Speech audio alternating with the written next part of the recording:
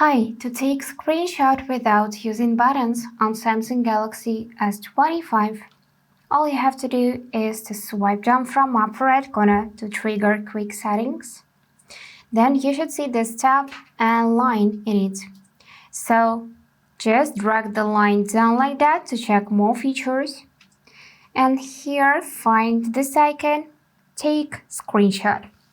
If you cannot see it in your quick settings, don't worry, just tap pen icon. Choose to edit this tab.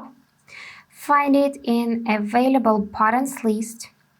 Tap to add to your quick settings. Tap down and then once more.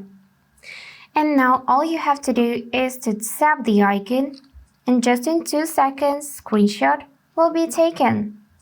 Let's try this out again, but I'm gonna open an app for now. Tap take screenshot and here it is. And by the way, in this app, I can take scrolling screenshot by tapping the arrow to capture the whole page.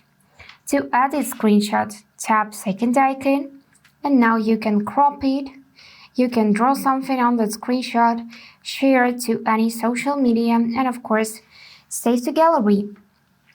And that's all for today. If this video was helpful, please subscribe, like and comment. And I wish you all the best. Bye bye.